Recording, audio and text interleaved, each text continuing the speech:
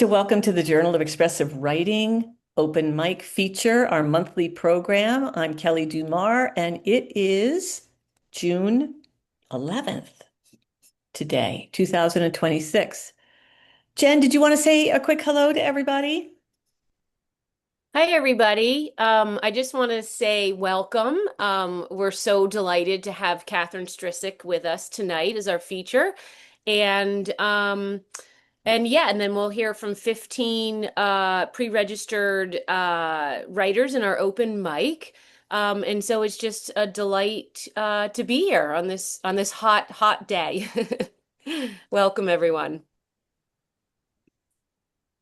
Oh, good. Okay, thank you. And is there anything you want to say about the open mic, Jen? Yes. So usually we have Katerina who manages the reader list, but she is on vacation tonight. So I posted the open mic reader list in the chat, and it would be really helpful. I'm just going to be checking against the little squares to make sure that I keep track of who's here and who is not here. So if you can take a look at the open mic list and see how you signed up, what name you used, and then match that to your square, that will help me make sure that I see you and then let Kelly know. Um, and I will post again after Catherine reads her writing. I will post the list, and if I'm missing anyone and you're on that list, but I didn't see you, just message me. I don't Okay. see any list in the chat. John, you may have. I'll repost it. Sometimes if you come in, if I post it before everybody comes in, it doesn't show up. So Okay, you might okay. not have been here. Yeah. Sorry. Yeah. No worries. I'll post it again. Glad you're here. I'm looking at it and it was posted at 7:01. Yeah, so I'll post it again, but I think not everyone was here yet. Great. And so I'm sure that Jen will stay on top of that and post it again. Thank you so much for everything you do behind the scenes, Jen, for us to make this possible. I'm really excited to interview and listen to Catherine Strisik, who is here to read primarily from her published poetry collection, Goat, Goddess, Moon, tonight. But we're delighted that she will also read from a new manuscript that is as yet unpublished. So, Goat, Goddess, and Moon was published in 2025 by Holy Cow Press, and it was just longlisted in poetry for the Mass Book Awards. She's also authored a chapbook, and her honors include a New Mexico Arizona Book Award for The Mistress 2016, published by a Taos Press, three of Taos Press, and finalist citations for the Philip Levine Book Award, two Sylvia's Press Book Award, Elixir Press Book Award, and New Mexico Arizona Book Award. She's co-founder, publisher, and editor of Taos Journal of Poetry, former poet laureate of Taos, New Mexico, and the recipient of a Tausinia Award as Women of Impact for her many decades of literary contribution in northern New Mexico. Catherine is a Pushcart nominee with over 38 years of publications with poetry translated into Greek, Persian, and Bulgarian.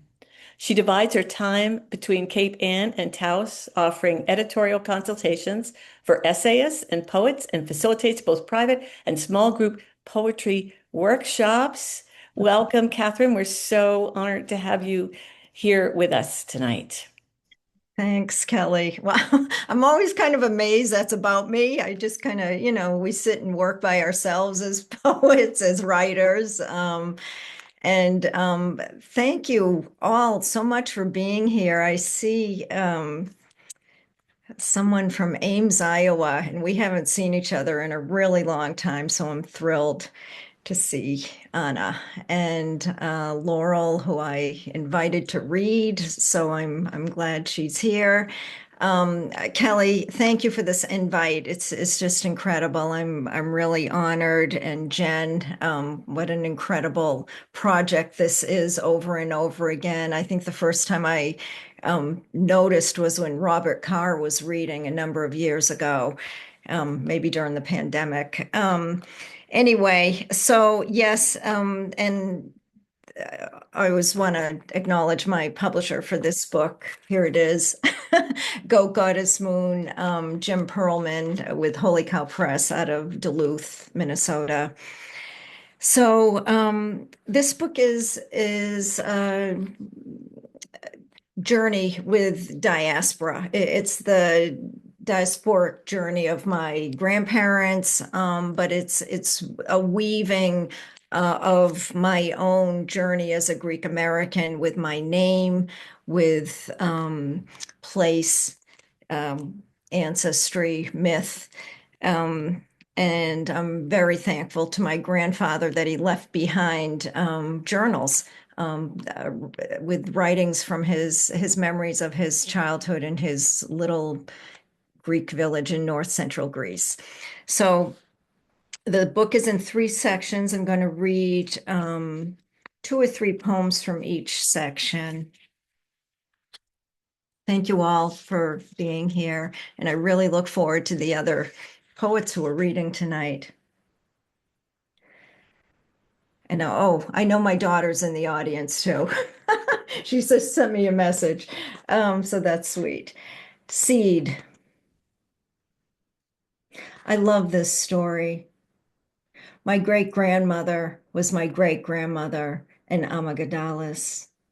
My grandmother always knelt in the chamomile with her. They loved the small golden flowers in the field. This is not a story, or the truth and a memory, a eulogy of sorts. By the time I arrived, something replenished went up to my knees here, and oregano and lemon balm, now a hint of chamomile. My great-grandmother in Amygdalis. My grandmother always knelt in the chamomile with her. This is not a story, more the truth. They pressed deep into the forgiving soil, a walnut seed in the far corner of their land, then left in 1916 in February on the SS Vasilif Konstantinos for America. If I say walnut and seed, I mean great-grandmother and grandmother, now an 80-foot walnut tree in June. It's my birthday. They embroidered onto their hems, their homes, flowers, buried in the earth, buried with their hands also, some gold shaped as a bracelet and two rings. My great-grandmother was my great-grandmother in Amygdalis. My grandmother always knelt in the chamomile with her. If I dig with their intent, ecstatic beneath this tree, stopping only to breathe their breath as a calm catches the encrusted pale yellow of them, then please consider this. Here is the love, home with the seed, the source of what was buried and what was dug, what is nutrient, protein, starch, their oils now held by the walnut's bark. I prepare not only my lips with balm, but my spot on my earth, which I already know its embryo, the interior greenery of us. My great-grandmother died at 42 with a swollen belly. My grandmother died in a hospital of heart failure at 94. They will always be heartwood. And so I lean into the bark now and the stillness, the walnut bark. It reduces aching in the heart. In the story, Later in the day, there is rain. They exhale once more. I inhale. We pause of the earth briefly.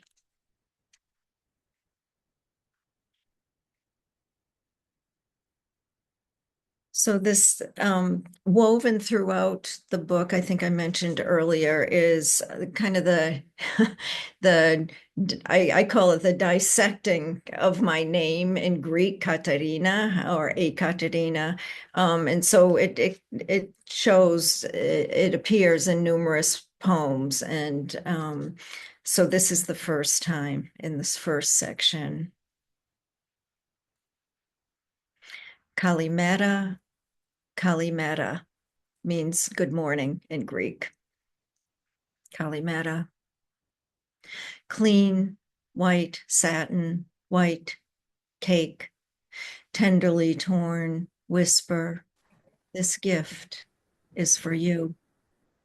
Pearl barley, village honey, pistachios and walnuts, the spoon raised to lips, the sound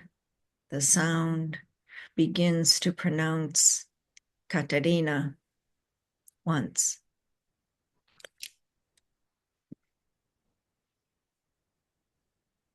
And as I mentioned, great appreciation to my grandfather for having seated me each summer in the little porch in the front of their house and talked about myth and read from his journals and talked about the herbs. So this is this poem to him. Genealogy. Throughout the summer on Baltimore Street, the scent of basil and dill. I could inhale those verdant herbs from his pen, the scratch, scratch, scratch across the ledger's roughened yellow pages. And yes, his hand carved the letters, though with a hammer, chisel, and stone. Always his pipe, filled with tobacco. Right, Katerina, about the basil, my grandfather tells me. So the first section of the book is very much with my grandparents and very much grounded with meals and food preparation, ceremony. I'm going to read some poems from the second section. So this one, Kalispera, is good afternoon. The second section of the book is placed in Crete, the island of Crete. So many of the poems are in Heraklion because of where I was staying when I was completing this book back in 2023. Kalispera. In the dusk, around the corner by the butcher shop, a few white-haired men look up from their circle chairs, cigarettes, pipes, their leather shoes clean and shiny, where I muse every time I round the corner to this opening at the end of this long alleyway, the stillness, the white-capped sea, the spring blossoms where they listen in the pure and familiar silence that is home. When I stop what I'm doing, what appears like nothing really, a walk, and listen, their Kalispera, my Kalispera, in unison, Kalispera. It's my precise pronunciation, my eyes invisible behind brown tinted sunglasses, my always quick amble, my impossible tranquility in the dusk's darkening, the alto barks of wandering, startled dogs, their aloneness, my aloneness. Every time I'm aware of the fricatives of the Cretan language and the olives on the shared table soaked in brine.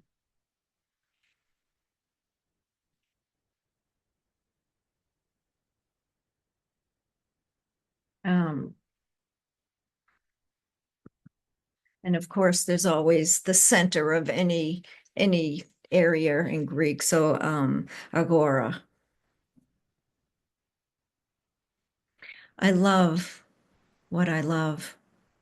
The man at the fish market yesterday coming from behind the counter to show me guts torn out with his fingers right in front of me. When I told him I wanted 6 smelt only, he asked if I was in Heraklion alone. I said, friends, I am here with friends, I said, to stop his flirtation. The smelt may be dangerous, the bones soft. He knew I was lying. He pointed to my olive blouse with lilac flowers, low draped front. Maybe pull it up a little, he said. I love what I love. The woman, after handing her 2 onions and 1 garlic bulb, gave me the price in Greek. Oh, I thought you were one of us, your look. My Monday dress, mauve and fitted, sports socks inside clogs, sweater draped and hooded, and no eye makeup. You look like one of us. When I return again to the man to buy fish, cod fillets are beautifully cleaned and displayed on ice. His hands glisten. I love what I love. If I spend 1 year here, I will again speak Greek fluently, he says, the hungry part of me revealed, knowing when I eat what must be good, I must chew gently. So I might have to acknowledge my friend Natasha Sahay. In her first book, she has a line about must chew gently. And I think I wrote that, I must have written that line down 25 years ago. And it's now in this book, and she's acknowledged. I don't know if she has this book to know that yet, but and then, so the title poem, Goat Goddess Moon, is dedicated to my friend Aratusa, who was born in Heraklion. She was a tour guide on the island of Crete for over 40 years. And I learned a lot from her. She knows every myth and every truth and every herb that there is on the island. Goat, goddess, moon. So aroused I'd become by the goat tending myth.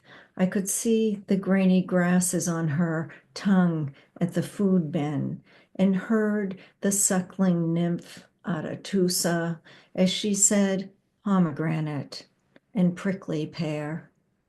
Greek women form the most beautiful mouths when speaking, and she pronounced konosos like this, konosos, her voice again translucent as goddess-like October, and now my breath smells like sweetgrass burning in the evening. In Crete, carob bows low from branches. I didn't know carob, crescent-shaped, grew on trees. Arethusa said carob and Crete. I was kissed by a goat last night on my right hand, the wire fence sharp, the 3/4 moon, a bright lantern.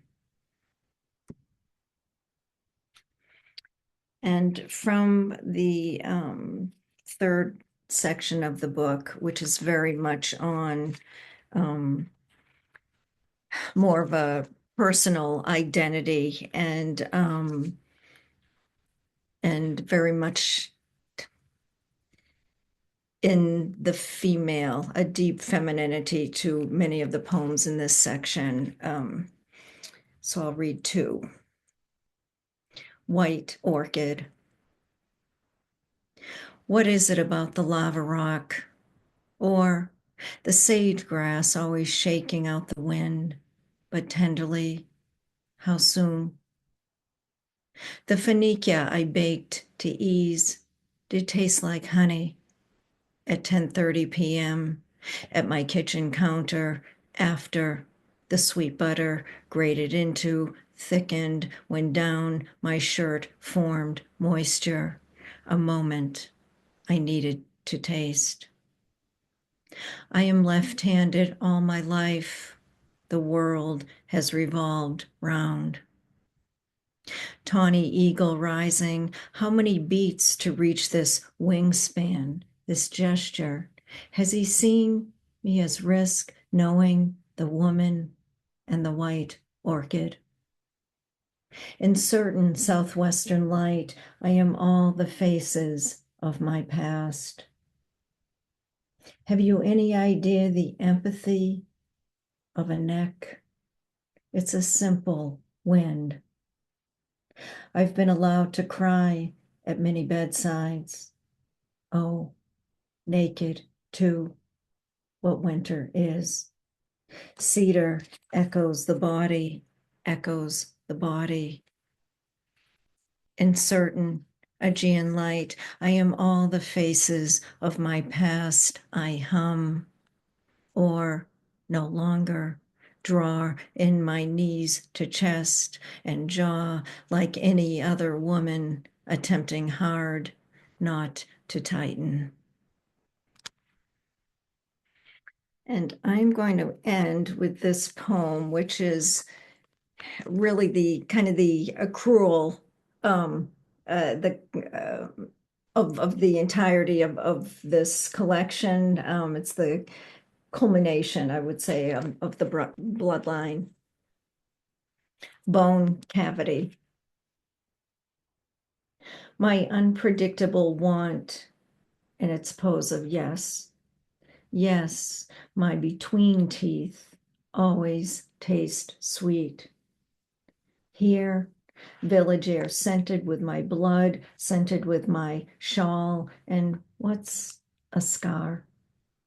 My home promises fetish and icon each night from the old country, the 80-year-old blanket, skin bared, scratched, some poem on my bed, excuse me, lined with oblong, mouth swollen.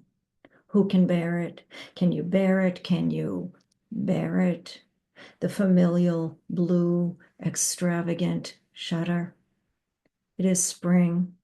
Wake up, and still spring, and the goats, they bleat, Ariclia, Andreas, Sultana, Orania, Nausicaa, and from my basil bowl too, the bones, resembling, say it, Katarina, yes, and yes.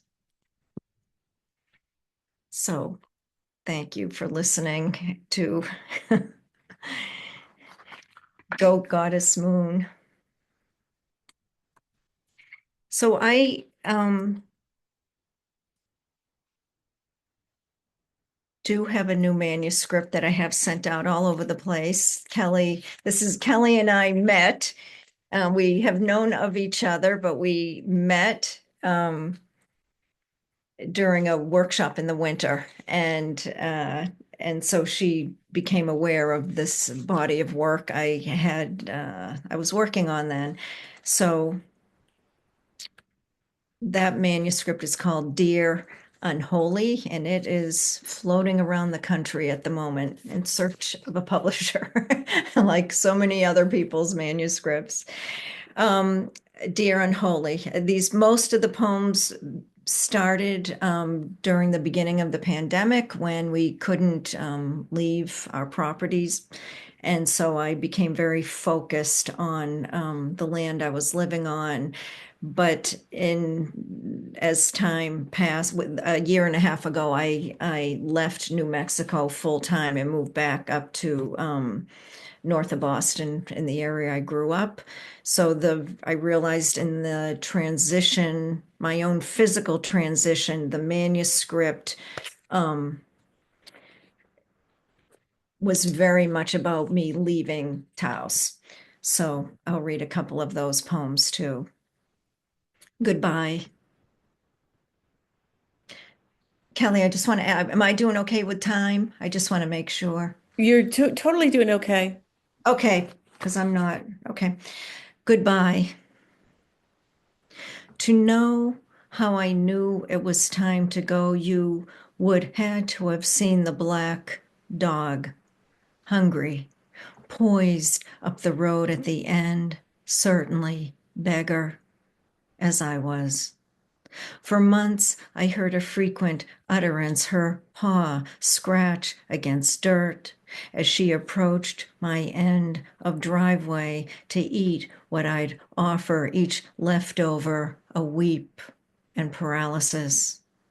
I confessed to the dog, its large, leaking eyes, "You have become my everything." I used to know every horizon from my windows in Taos, the sunset's hues, cerulean, violet, ginger, inflamed where luminosity invites silence, and here, too, understanding time as circular. How many looks beholden between the black dog and me, each perched on our haunches at my driveway's precipice, each waiting for the other's white light and white noise heightened by Earth's pulses, or do I mean each other? Start in the center, I heard a poet say during an interview where she looked away from the camera around the time the dog disappeared. My home sold quickly, and I was at a point of after the autumn harvest. I told the dog, the birds here with long dark beaks are enticed by the idea of my impermanence. I said it because when the abandoned black dog up the road becomes all you look forward to. What does it mean to start at the center when 3/4 of your life has passed? When the black dog once stepped close enough to carry my scent away with her, and I had no food left to offer, yet we continued to meet on the road. I took a photograph to keep this moment as prologue.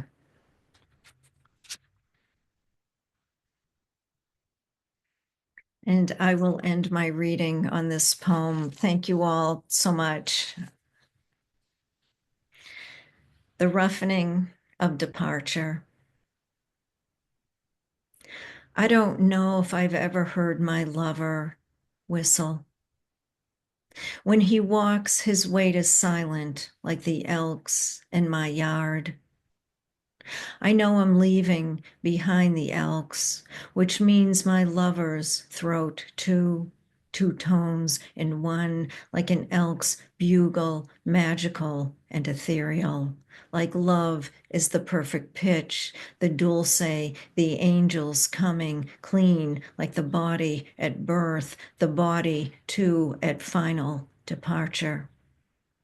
Have you seen clarity in the eyes of anyone? There's so much smoke in the air in winter. Everyone burns wood in the wood stove, in the fireplace, in the pit, in the back of throats, always the lover's exclamation, because no one is strong enough to be song. And the elk, they always jump back over the barbed fence when noticing me or my scent. Scent rises and seeps through cracks of plastered walls. The shift in landscape separates a little more each year the home's foundation from its walls. The lover, broad-shouldered, the elk. He's watching, watching, watching, even when not looking. I know he's watching me across the room at any art opening. We like it this way, the watching of each other. I'd like to tell you I was not lonely. Consider the canvas. The vistas go on and on forever, browns and dirt. Thank you. Mhm. Thank you, Catherine. All right. Let's send some love Catherine's way. Wonderful, wonderful reading. And if you have a question for Catherine, you please put it in the chat room where I will find it and ask it. And happy to talk with you a little bit, Catherine, about your poems, about your reading. You're not muted, are you? No, I'm No, not. okay. You were silent for a second. Oh, Okay, well, that was really beautiful. Thanks for reading from Goat Goddess Moon and then also from Dear Unholy, giving us a bit of what's to come. right. And it's also, I'm thinking a lot about this question of this sort of split geography. We have Greece and we have Taos and we have Gloucester. Your geographies of the moment, I'm sure there are more.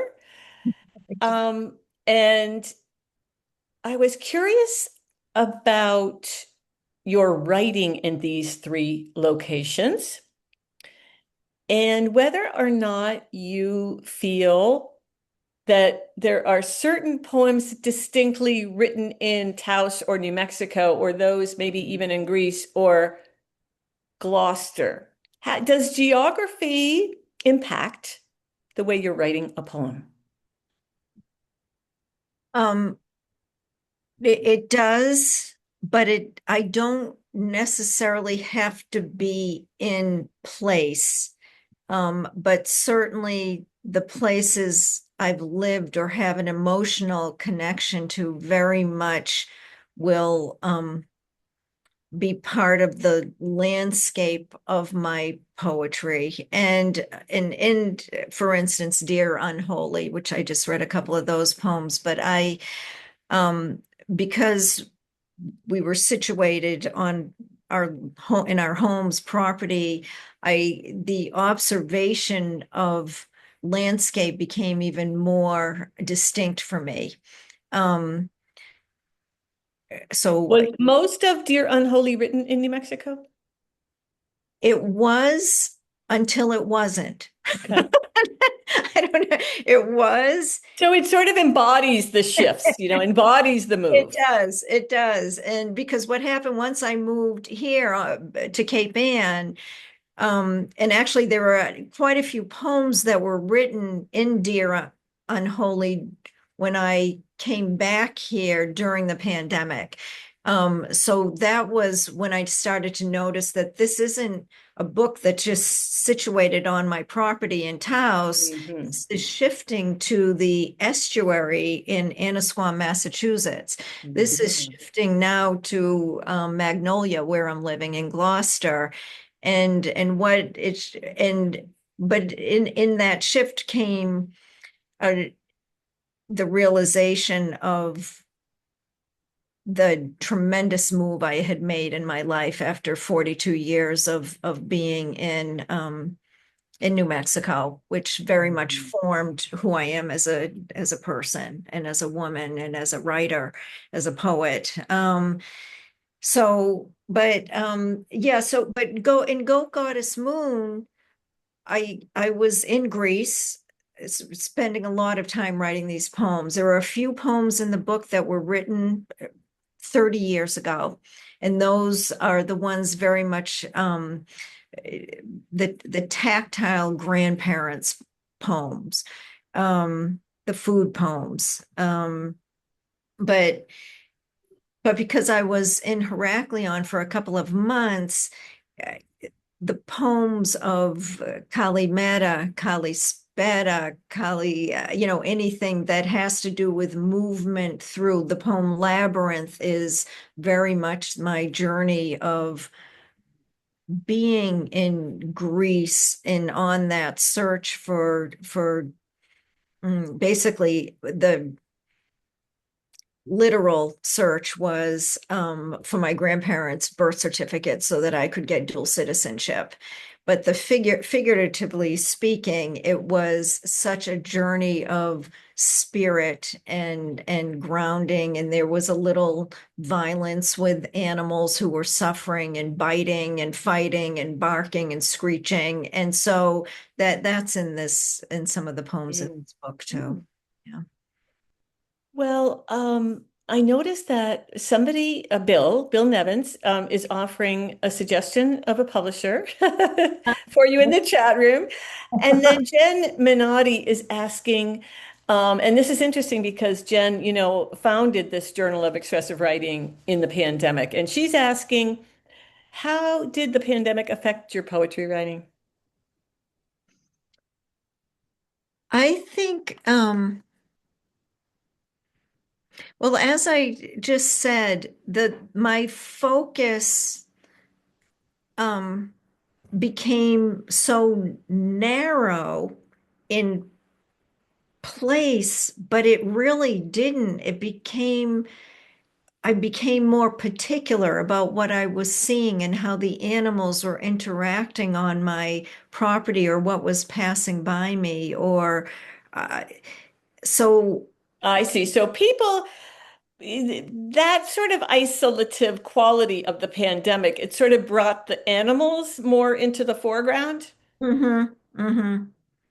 But not only the animals, even the sagebrush. It just Mm. the topography of landscape. I mean, it's always been the kind of the sensuality of landscape with the body has always come into my work, but it really zeroed in a different way. And then in Dear Unholy, also there are poems that where there's fear because of being inside, but it's also that manuscript is very much on ceremony.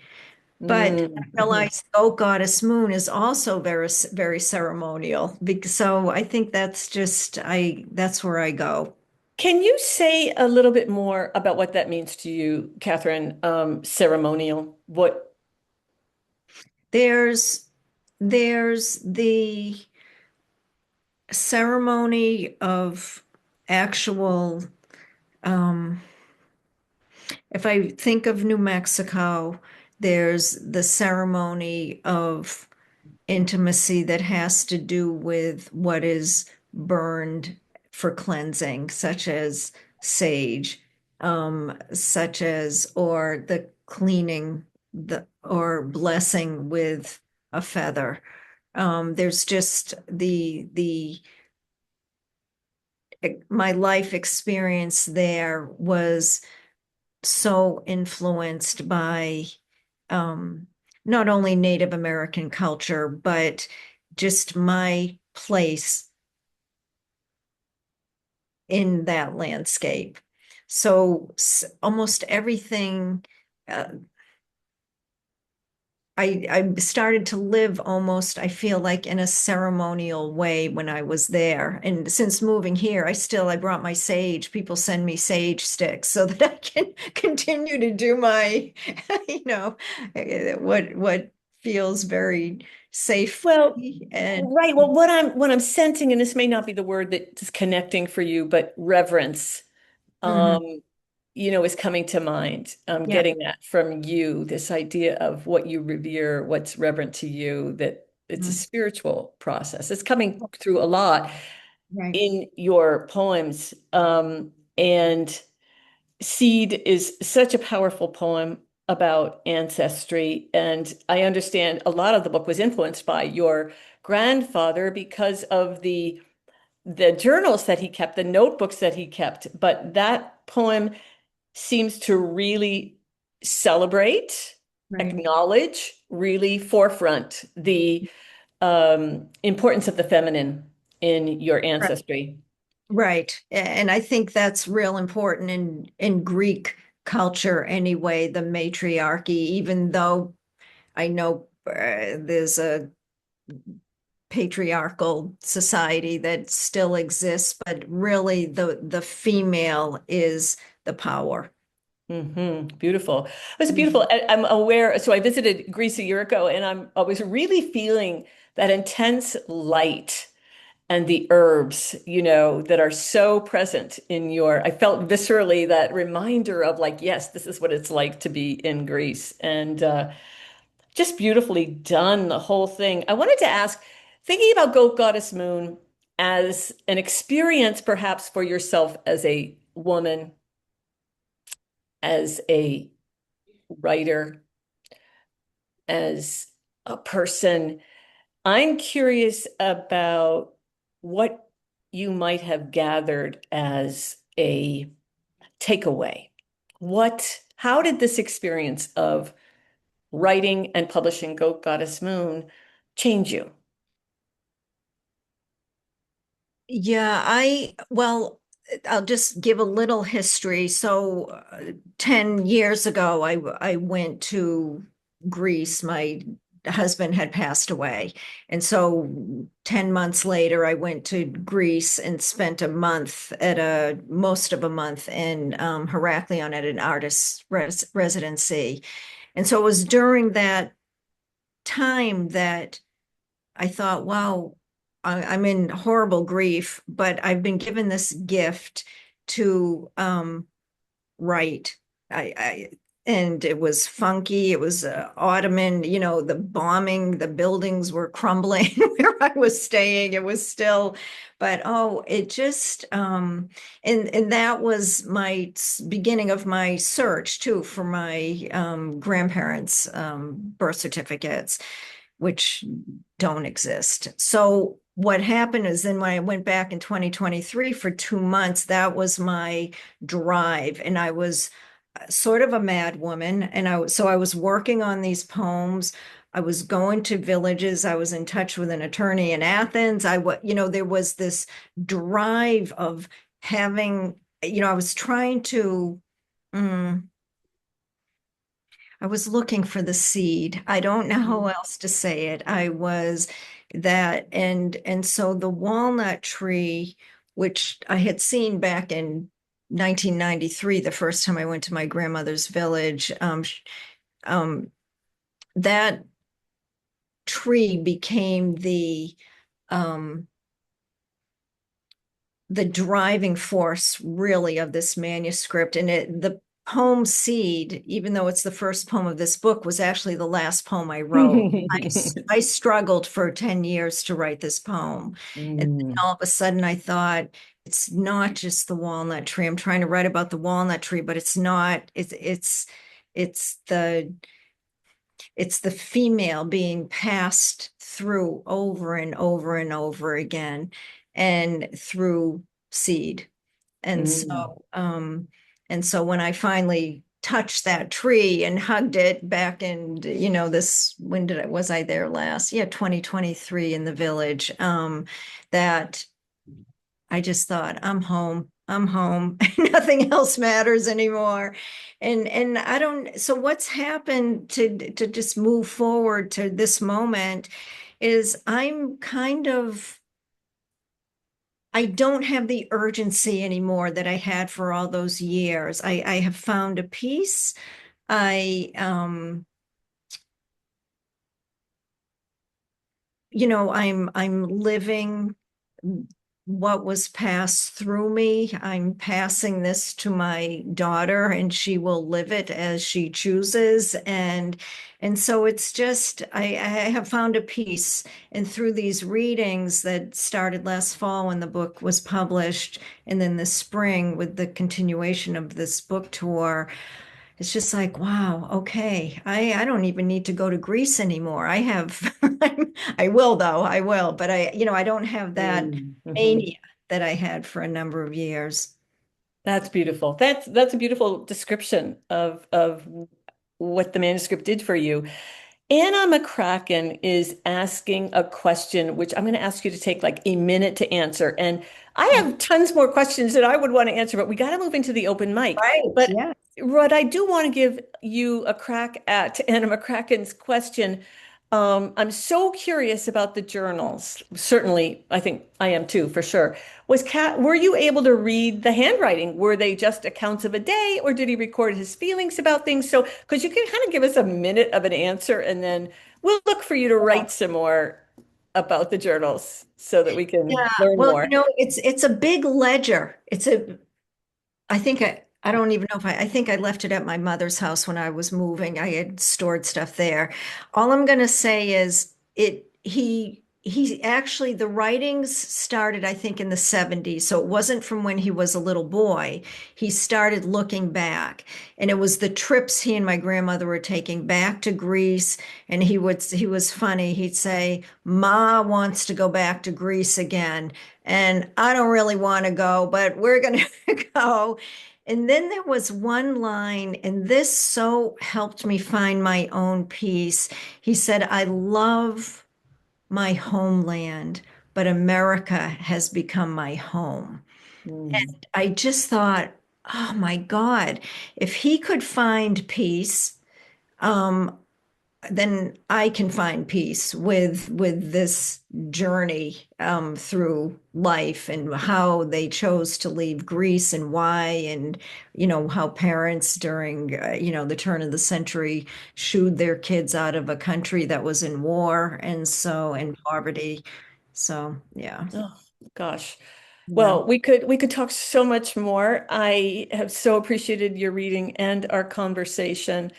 And really, I know that there's lots for you to look at in the chat room, and I'd love to check in with you at the end of our open mic so that just to say goodbye tonight, and yeah, also to remind um, everyone, you can purchase Go to Goddess Moon at the link, which is a hyperlink to the purchase.